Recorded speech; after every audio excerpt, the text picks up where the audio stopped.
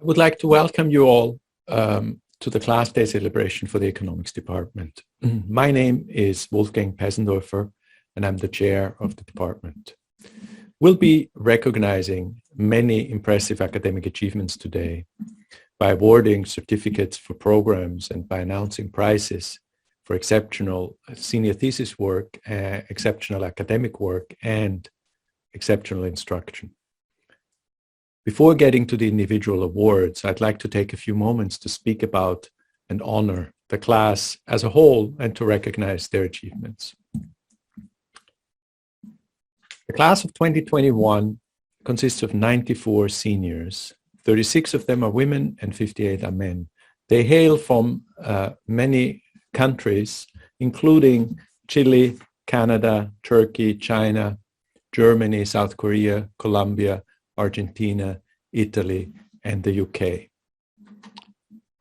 Our students each have sat through at least 10 economics courses, which means that collectively they've managed to sit through 3 years of economics lectures, 15 months of precepts, and almost half a year of tests.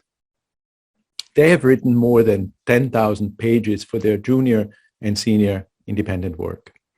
And I don't even want to think about the number of hours spent on solving problem sets. All in all, this is quite an accomplishment. So I'd like to kick off the ceremony by recognizing their accomplishments as a group. I'd also like to recognize our graduates' parents and family members who have made this day possible for our students through their love and their support. 52 of our students are getting certificates from university-wide programs. These students will be honored at separate ceremonies, but we'd like to congratulate them on all their hard work here as well. 26 have completed the finance certificate, which we administer jointly with the Department of Operations Research and Financial Engineering.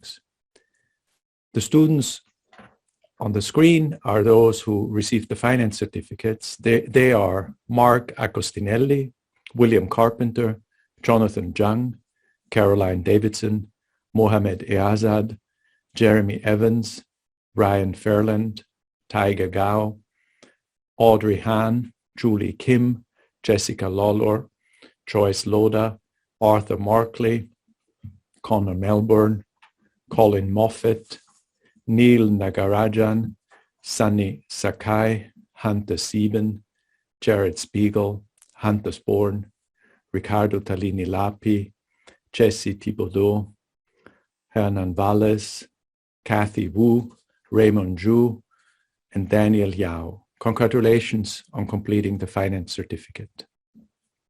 Along with the politics departments, we jointly administer a program in political economy for those who want to study the interactions between politics and economics. Obviously, political forces shape markets and other economic institutions, while economic considerations permeate the political landscape. We encourage students studying economics to also learn some politics, and they can do so formally by earning the political economy certificate. This year, we have 8 students who completed this certificate. They are Jack Aiello, Bruno Aravena Magueda, Carter Gibson, Tilman Herchenroder, Arthur Markley, Scott Overbay, Alexandra Rice, Ricardo Talini Lapi. Congratulations on completing the political economy certificate. Next, I'd like to recognize some colleagues and students who play an essential part in our program. First, I want to thank our Executive Director of Undergraduate Studies, Smida Brunnermeier, who has worked tirelessly to advise our juniors and seniors this year. I would also like to thank our undergraduate program manager, Christina Lipsky, for the efficiency and enthusiasm with which she assisted our faculty and students with all their administrative needs. The department also wishes to thank Firestone Library and Data Statistical Services staff who went above and beyond the call of duty to help our 199 juniors and seniors complete their independent research projects. This despite the widespread disruption caused by the COVID-19 crisis. On behalf of our econ majors in the class of 2021, we would like to say thank you for your tireless, skilled, and enthusiastic support of our independent work. We also have many students who performed an integral role in supporting the department this year. Specifically, our Student Liaison Committee is a group of juniors and seniors elected by their peers each year.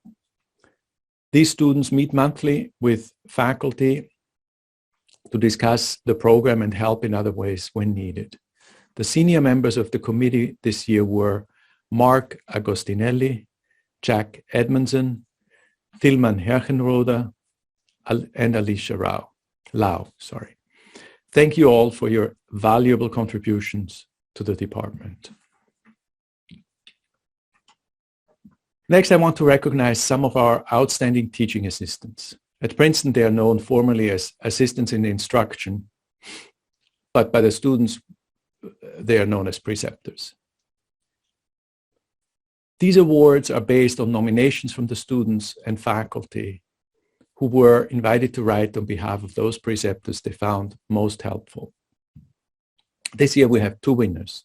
Our first recipient is Christine Kai, who was nominated for her precepting in ECO 313 this spring.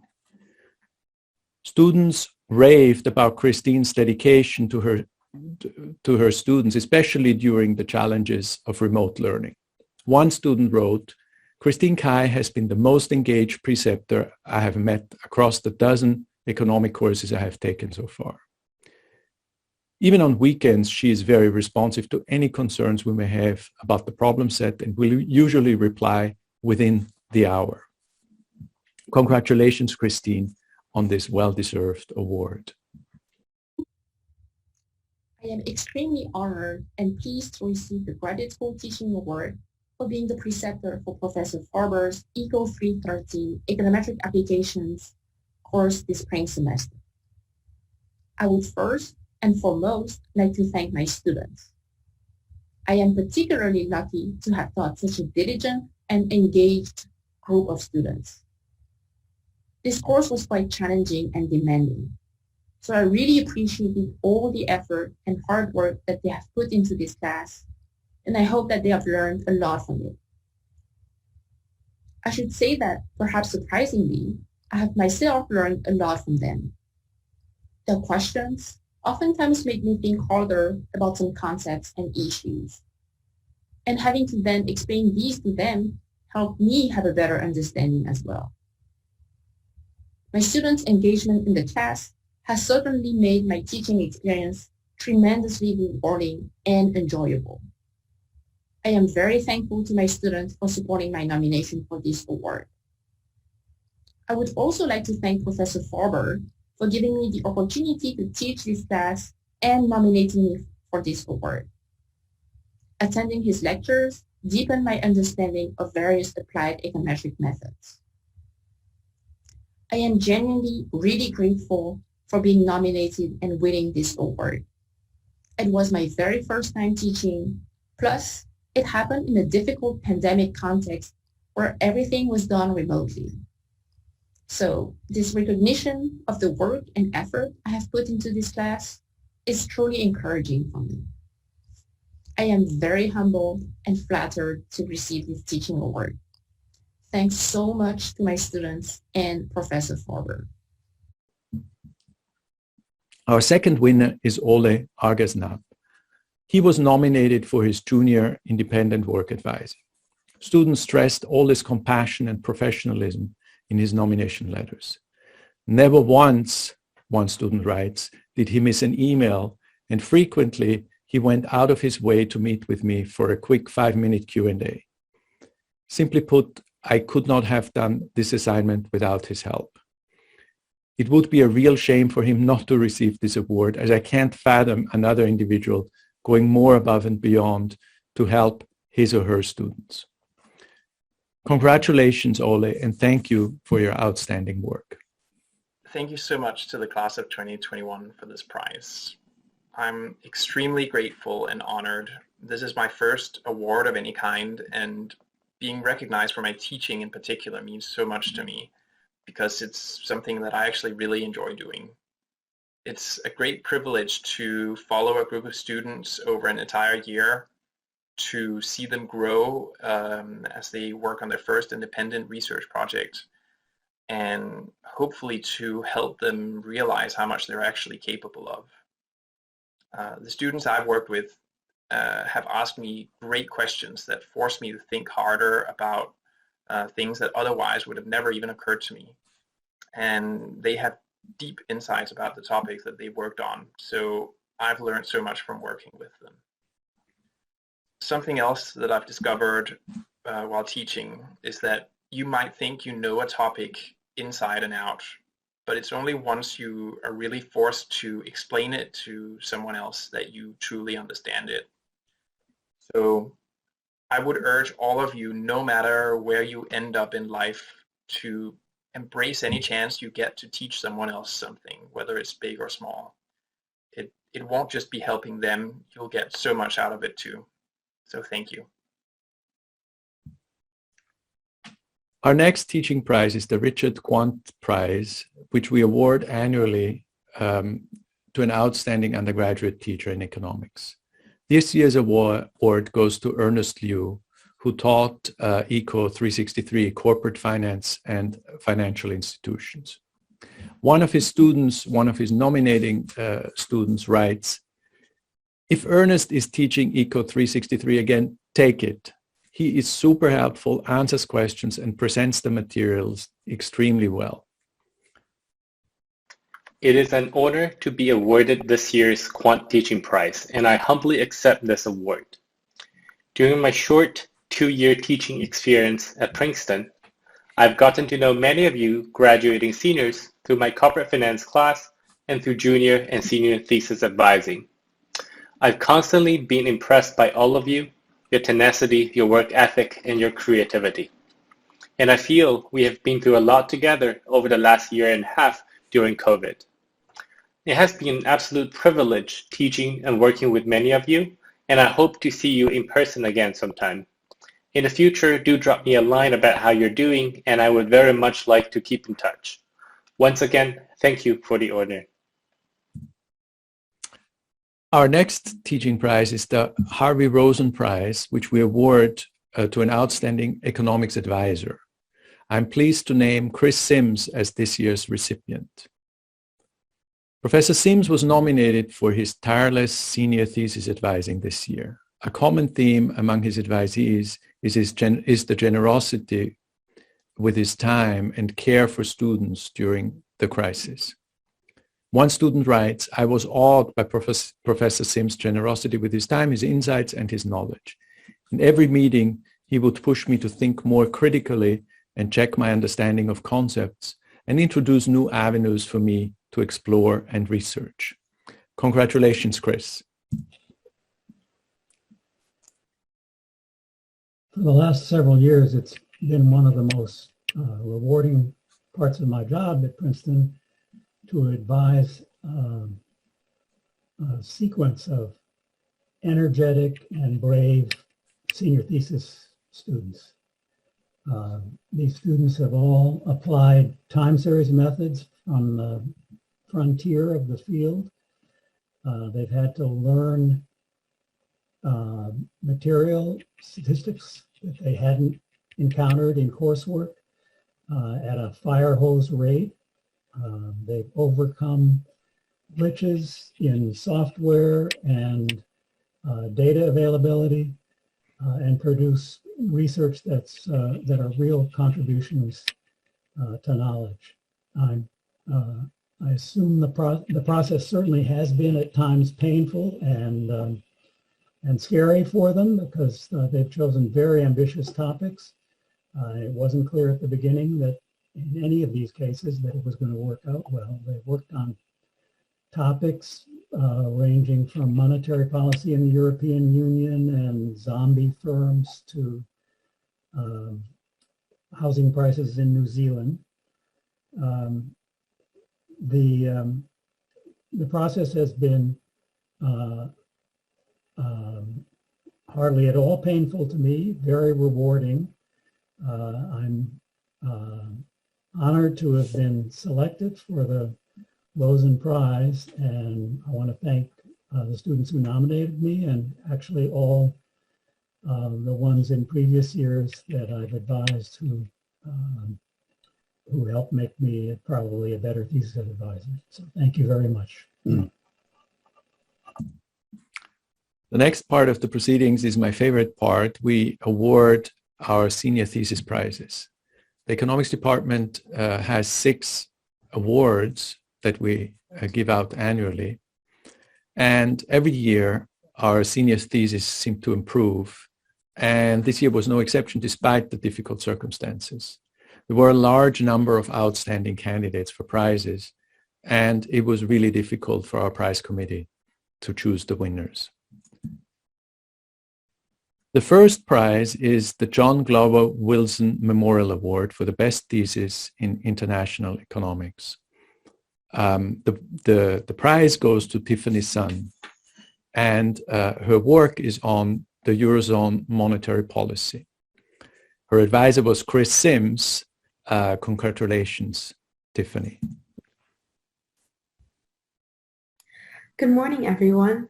I'm incredibly honored to accept the John Glover Wilson Thesis Prize for my thesis, Heterogeneity in the Eurozone Monetary Policy Transmission Mechanism, a Structural B-Bar Approach. First, I'd like to thank my advisor, Professor Chris Sims, for being my staunchest supporter in all parts of the thesis process, from forming my research question to the smallest finishing touches. Professor Sims pushed me to explore new research avenues that I never considered, and I've learned so much from this past year, despite any and all Zoom difficulties. I'd also like to thank the Department of Economics. The Summer Research Grant and Professor Morales helped me find an area of interest when I had no direction, and my other instructors gave me the foundation I needed to even begin tackling the senior thesis. All the support and growth I've experienced these past 4 years have really shaped my academic career. My thesis centers around cross-country differences in the European Monetary Union's monetary policy transmission mechanism.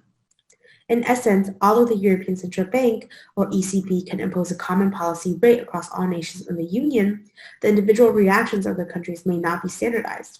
Many of these differences arise from a number of channels, including but not limited to through wage and labor rigidities, access to credit, and more.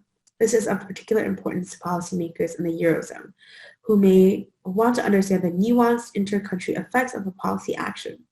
In my JP, I also focused on a topic that I felt had particular significance for policymaking, which was the US-China trade balance.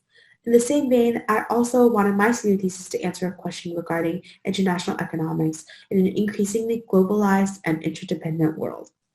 I was also very interested in learning more about and implementing the class of Bayesian vector autoregressive models, which informed my decision on what to study. In my research, I used a large multi-country Bayesian vector autoregression model to investigate the diverging magnitude of macroeconomic effects of a monetary policy shock in the 4 largest Eurozone economies, that is Germany, France, Italy, and Spain. Further, I used identification via heteroscedasticity, a less typical identification scheme for the structural shocks. Our results indicate significant differences in the transmission mechanisms of the conventional monetary policy period from 1999 to 2014 and the unconventional monetary policy period from 2015 to present, which included mass purchasing of assets, that is, quantitative easing. First, we found that identification via heteroscedasticity, in conjunction with a large multi-country model, was capable of finding interpretable structural shocks without imposing strict restrictions on the coefficients, even in a reduced variable model. In the model estimated over data from 1999 to 2019, we actually found results contrary to the bulk of the existing literature. We predicted that Spain would have the strongest output response, followed by France, then Italy, and Germany, while in typical literature, Germany has been seen to have the strongest output response.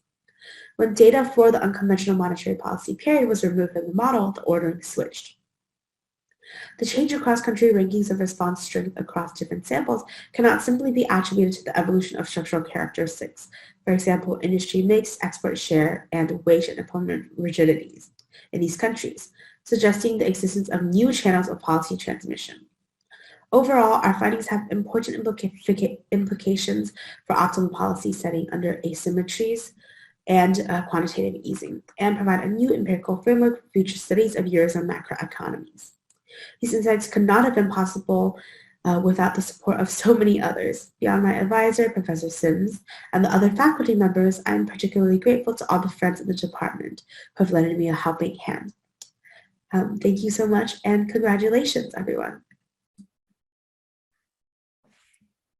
Our next prize is the Walter Sauer Prize, which is awarded annually to the student whose thesis or research project on any aspect of United States foreign trade and is judged to be the most innovative. This year's winner is Karthik Ramesh. Karthik's research is about reshoring and the Trump tariffs. His advisor is Gene Crossman. Congratulations to Karthik.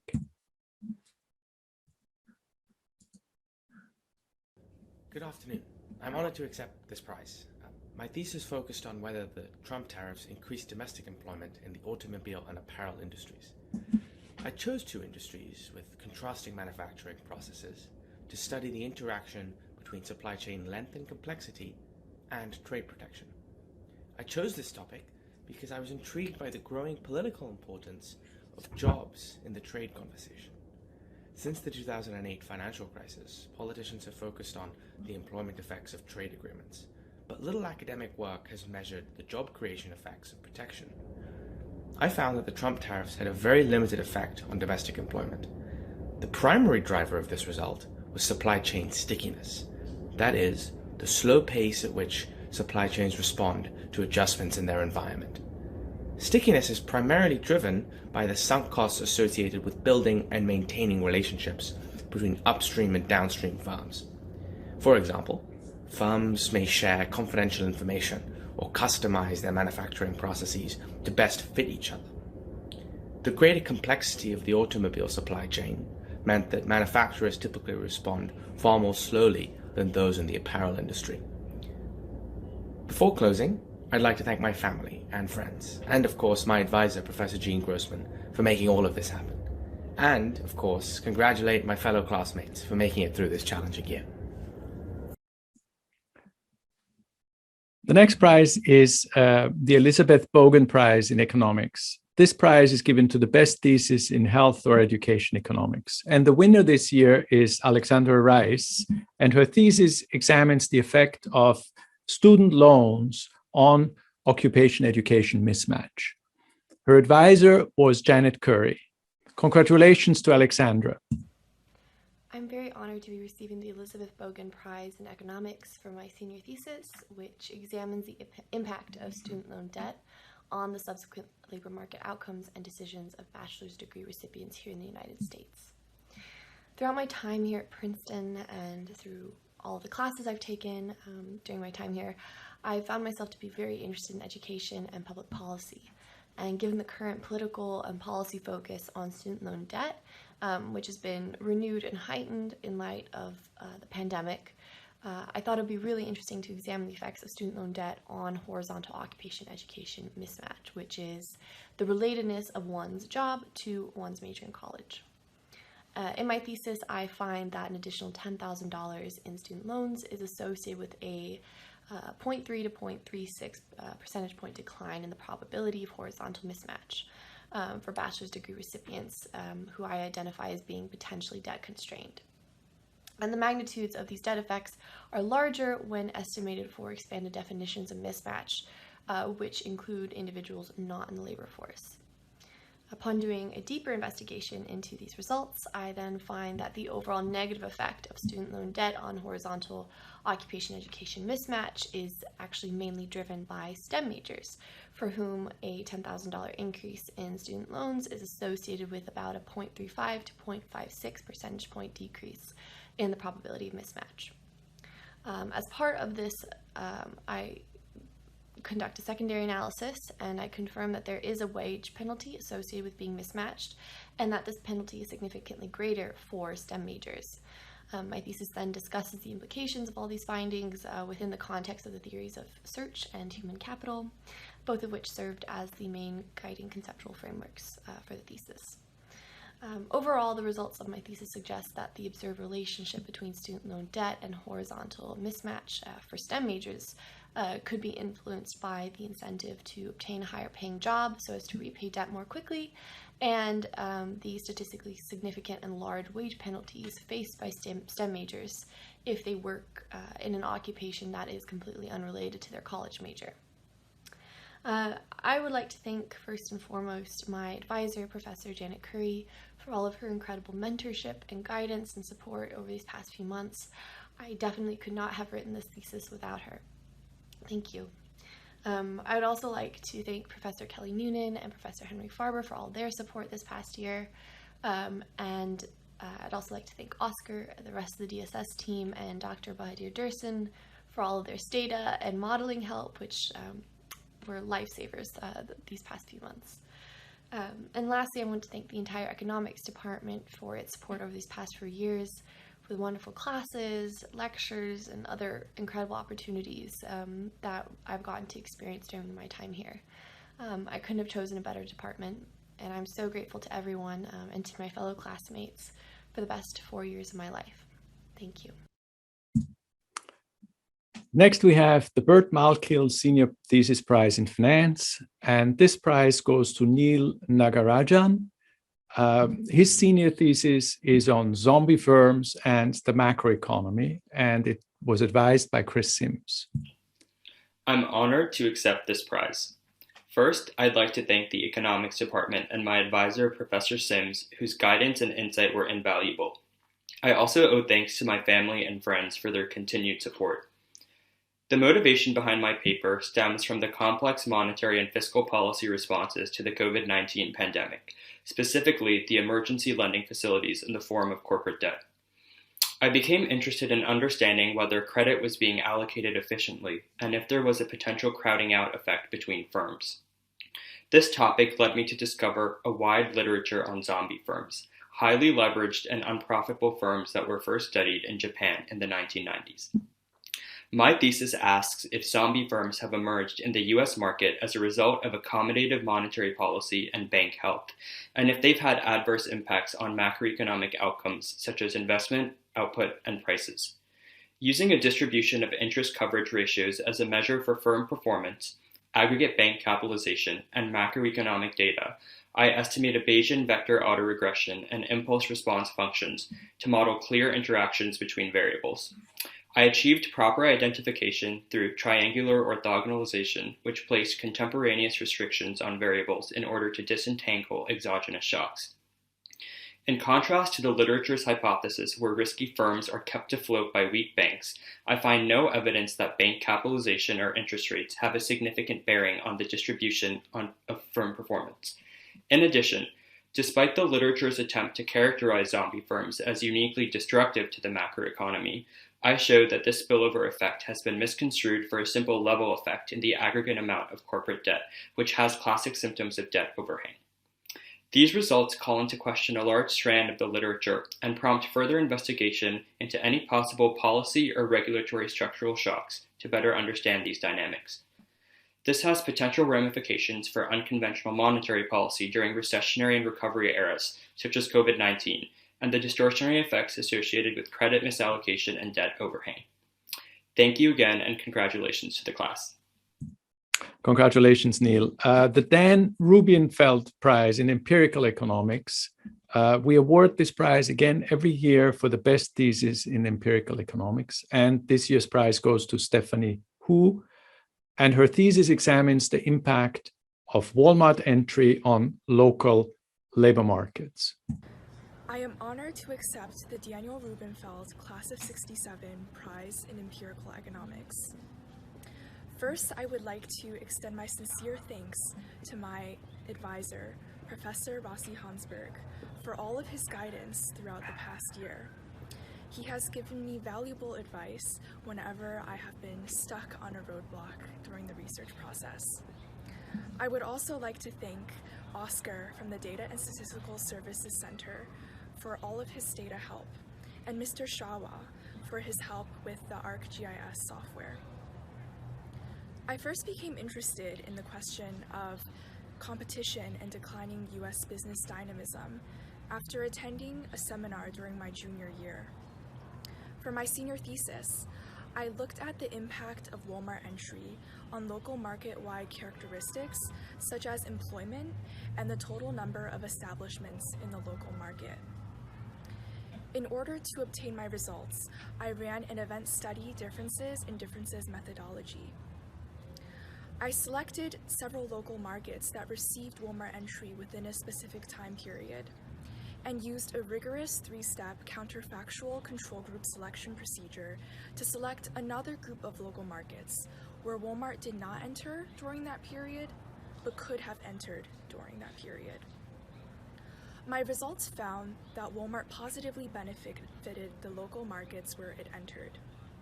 I found that in terms of employment, Walmart entry increases local market employment by a net of 200 employees each year for at least 7 years after its entry. I also found that Walmart entry increases the net total number of establishments in the local market by around 30 to 40 establishments each year for at least 7 years after entry. My results show that agglomeration economies may be at play. When Walmart enters and there is a cluster of economic activity, it leads to benefits for all the businesses that are involved. Writing my senior thesis has helped me gain a deeper appreciation for the research process. There were definitely ups and downs, but it has been very rewarding to conduct empirical research and obtain meaningful results. I would like to sincerely thank the Department of Economics for teaching me many things that I now know about economics, and I am thankful to have had my work recognized. Congratulations, Stephanie. Our final prize is the Wolf Balleisen Memorial Prize. We give this prize for the best thesis of on any economic subject written by an economics major. This year's winner is Aaron Balleisen, and he studies the impact of switching cost dynamics. His advisor was Kate Ho. And one of the amazing coincidences is that this prize is actually named after Aaron's great-grandfather. This was a fact that was not known to anybody in the selection committee, so it was entirely coincidental. In any case, congratulations, Aaron. I am honored to accept the Wolf Balleisen Memorial Prize for my thesis, and I would like to thank Professor Ho, my family, and my friends for their support in a year of many challenges. Last year, fed up with paying high prices for cable TV services that they rarely used, my parents put me in charge of finding a cheaper alternative for our family. I researched different streaming services and convinced them to cut the cord. A few days later, the cable company called and offered us a special discount to come back. We thought it over, and my thesis topic was born. In the last decade, cable television providers have faced growing competition from low-cost streaming services. However, most consumers of cable have not canceled their subscriptions, and those that do often receive ex-post discount offers that induce them to resubscribe.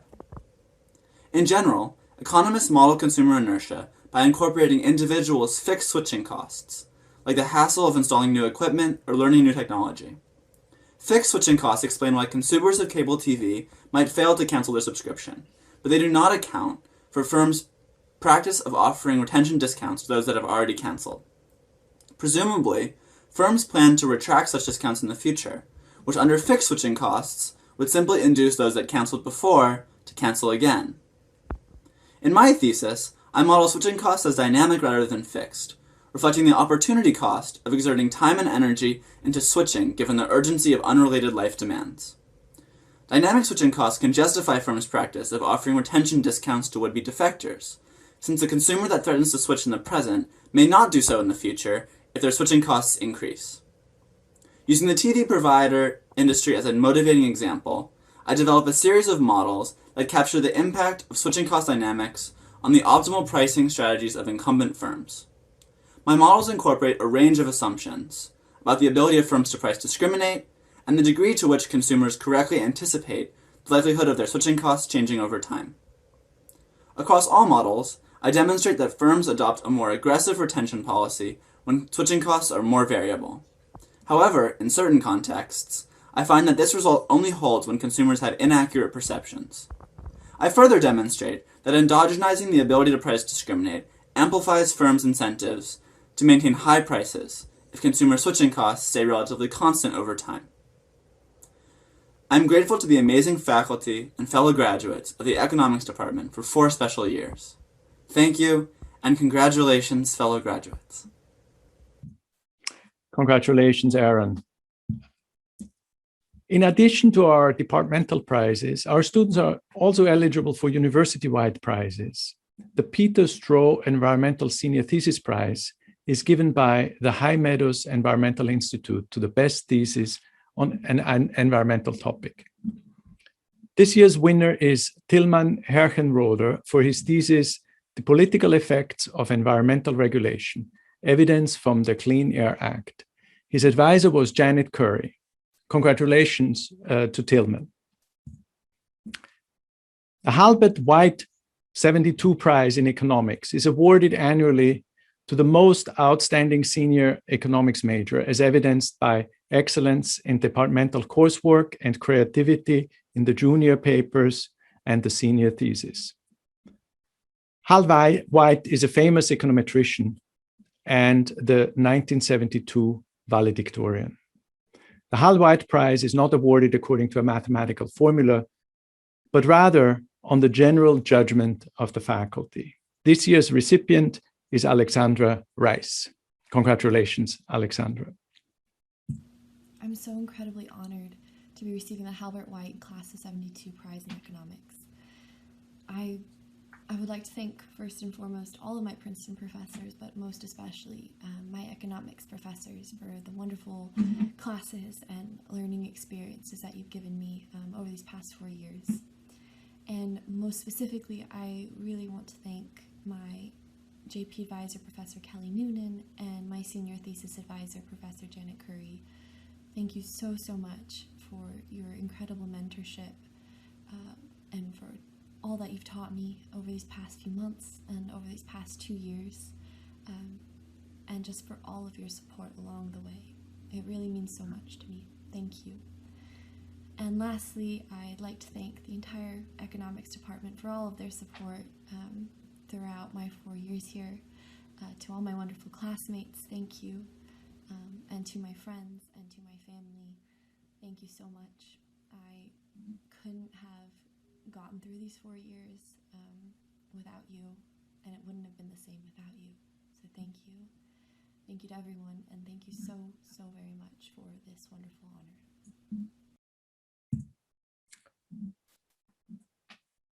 9 of our students have been elected as members to the Princeton chapter of the Phi Beta Kappa Society. The Princeton chapter was founded in 1898, and membership is based on general academic performance throughout the college career.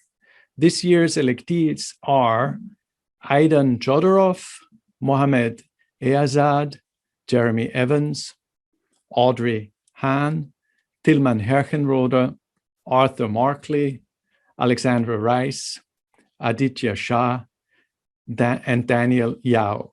Congratulations. Now we come to the departmental honors. Departmental honors are awarded based on a weighting of performance in our 3 core required courses, our 5 elective upper-level courses, junior independent work, senior thesis, and the senior comprehensive exam. Generally, honors are awarded to all those who achieve a weighted average of about A- or better in these categories, high honors to those who achieve a weighted average about halfway point between A- and A, and the highest honors to those students who achieved a weighted average of A or better.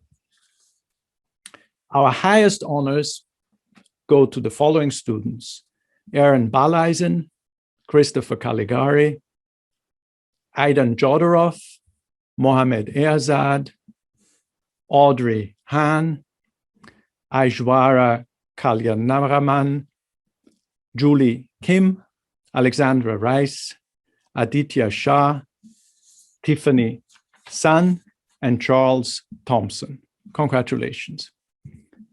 Our high honors go to the following students: Jeremy Evans, Tiger Gao, Carter Gibson, Tilman Herchenroder, Ali Kim, Jessica Lawlor, Arthur Markley, Karthik Ramesh, Devin Sun, Ricardo Talini Lapi, Timothy Wei, and Daniel Yao. Congratulations to all of you.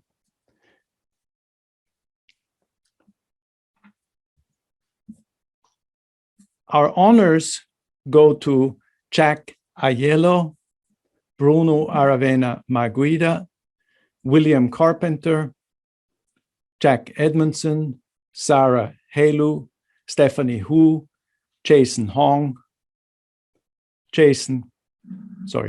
Kong, Hazel Lee, Nancy Liu, Connor Melbourne, Neil Nagarajan, Brendan O'Dwyer, Santiago Robertson Laval, Madeleine Song, Alessandro Denconi Gradillas, Anya Donkovic Capin, Kathy Wu, Christina Zhu, and Raymond Zhu.